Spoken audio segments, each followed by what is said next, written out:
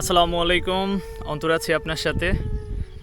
যারা ফেসবুক থেকে দেখতেছেন, নতুন হলে অবশ্যই পেজটা লাইক দিবেন।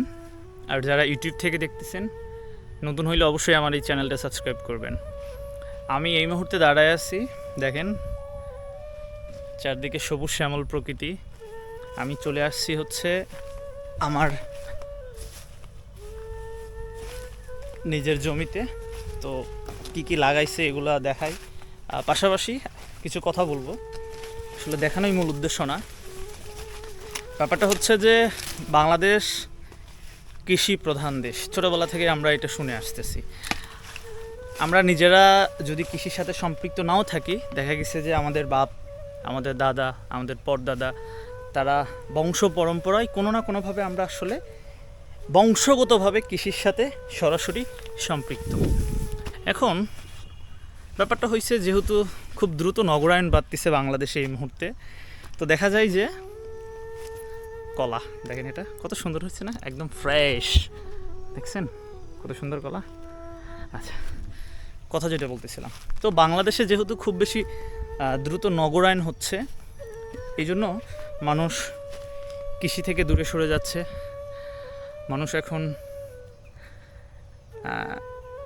নগরায়ণের দিকে, মানে শহরের দিকে ধাবিত হওয়ায় কৃষি থেকে মানুষ ক্রমান্বয়ে দূরে সরে যাচ্ছে। তো সেই সুযোগে দেখা যায় যে এখনকার যে জেনারেশন, তারা আসলে কৃষকদেরকে ওইভাবে সম্মান করে না। কৃষকরা যে কত কষ্ট করে, কত পরিশ্রম করে, মাথার ঘাম পায়ে ফেলে এই আমাদের জন্য ফসল ফলায়, আমরা শহরে বসে বসে সেগুলা ভক্ষণ করি। এখন প্রশ্ন হচ্ছে, দেখেন ধরেন আপনার কাছে ভাই 1000 কোটি টাকা আছে, কিন্তু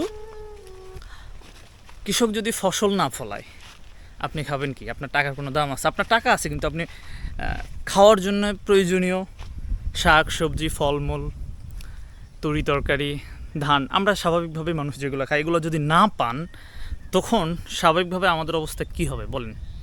অথচ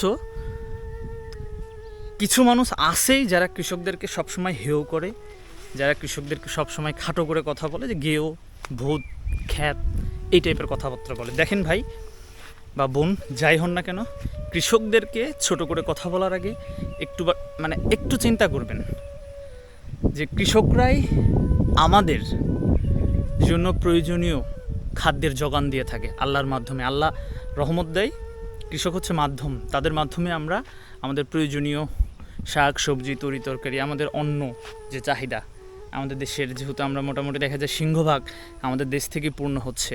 এদেশের মানুষ, এদেশের কৃষক যারা, সাধারণ মানুষ যারা, তারা আপনার ধান ফলায়, মাঠে ধান, এই যে দেখেন, এই যে কত সুন্দর বড় ধান, ঈদ ধান লাগাইছে একদম বিস্তীর্ণ মাঠ জুড়ে।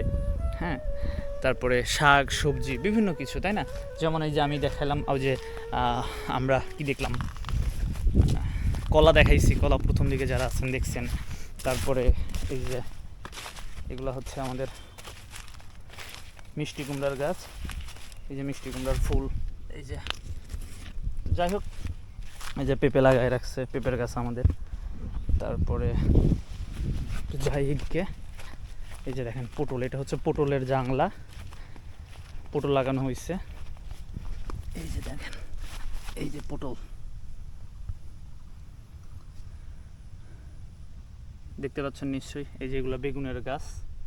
হ্যাঁ, তো আমি আসলে যেটা বলতে চাই সেটা হচ্ছে, ভাই আমরা যেন আসলে কৃষকদের সম্মান করতে শিখি, আমরা যাতে কৃষকদের হেউ করে কথা না বলি। আমার আজকের ভিডিওর মূল টপিকই এটা, যে কৃষি বাঁচলে দেশ বাঁচবে, কৃষকদের মাধ্যমেই আল্লাহ আসলে আমাদের রিজিকের ব্যবস্থাটা করে থাকেন। তো কৃষকদের আসলে কখনোই অবমূল্যায়ন করা উচিত না। অথচ আমাদের দেশে এই মুহূর্তে, যদি একটু ভাইরাল ইস্যুতে কথা বলি, যে এই মুহূর্তে কি চলতেছে দেখেন, এই মুহূর্তে এই যে তরমুজ বয়কট করলো অতিরিক্ত দামের জন্য। তো কৃষক যখন বেশি দাম ছিল, তখন কিন্তু কৃষকও কিন্তু ওইভাবে দাম পাচ্ছিল না। মাঝখানের এক শ্রেণীর গ্রুপ আছে, দালাল, যারা সিন্ডিকেট করে প্রফিটটা এদের পকেটে যায়। এখন যখন আমরা সবাই এই তরমুজ বয়কট করলাম, মাঝখানে কৃষক যারা, তারা কিন্তু ফেসে গেল, তাদের কষ্ট করে ফলানো এই ফসল জমিতে পচে পচে নষ্ট হয়ে যাচ্ছে। কাজেই আমাদেরকে এখন যেহেতু যুগ বদলাইছে, আমাদেরকে সচেতন হওয়া উচিত, কৃষকরা যাতে মানে লাভবান হয় সেই দিকে আমাদের বিশেষভাবে নজর দেওয়া উচিত। বিশেষ করে আমরা সবসময় চেষ্টা করব যারা কৃষক মানুষ তাদের কাছ থেকে সবজি নেওয়ার, যারা সরাসরি চাষের সাথে সম্পৃক্ত তাদের কাছ থেকে সবজি কেনার। তাহলে দেখবেন যে কৃষক লাভবান হইতে পারবে এবং দিন শেষে কৃষক ভালো থাকতে পারবে। আর দিন শেষে কৃষক ভালো থাকতে পারলে আপনি, আমি, আমরা সবাই মিলে দেশটাকে ভালো রাখতে পারবো এবং সবাই মিলে ভালো থাকতে পারবো। আচ্ছা, এই যে দেখেন, এই যে একটু আপনাদেরকে পরিচয় করাই দেই। অনেকেই যারা শহরে বসবাস করে অনেক কিছু জানে না ভাই, সত্যি কথা। এখন একটা ফোন আসছিল, যাই হোক ফোন একটু সাইলেন্ট করি, আপনাদের সাথে আমি কথা বলতেছি যেহেতু। ওকে, এই যে দেখেন, এটা হচ্ছে ধনিয়া গাছ। হ্যাঁ, এই যে দেখেন কত কি ফলানো হয়েছে একটা জায়গাতেই। তো রোদ নাই আকাশ, সেই জন্য চেহারাটা একটু কালো কালো আসতেছে। ব্যাপারটা আপনারা একটু ইয়ে করে নিয়েন আর কি, মেনে নিয়েন। তো এই যে দেখেন কত সুন্দর দৃশ্য, ফসলের মাঠে বাতাস ঢেউ খেলে ঘুরে বেড়াচ্ছে। এই যে গাছটা দেখেন, এটা হচ্ছে আমাদের এখানে লোকালি আমরা বলি যে আপনার বুতিয়ার পাতা, বুতিয়া ফুল আসছে, অনেক বড় হয়ে গেছে গাছ, তাই না? এই ছোট ছোট থাকলে জমিতে যখন থাকে তখন সেগুলো আমরা শাক হিসেবে খাই, খুব মজা কিন্তু। ঠিক আছে, তো আপনারা আবারও রিকোয়েস্ট করি, যারা বাংলাদেশের গ্রাম মাটি গ্রামে যাদের শৈশব কেটেছে, যারা গ্রামে বড় হয়েছেন, তাদেরকে বলবো আমার এই চ্যানেলে নতুন হইলে অবশ্যই চ্যানেলটা সাবস্ক্রাইব করবেন।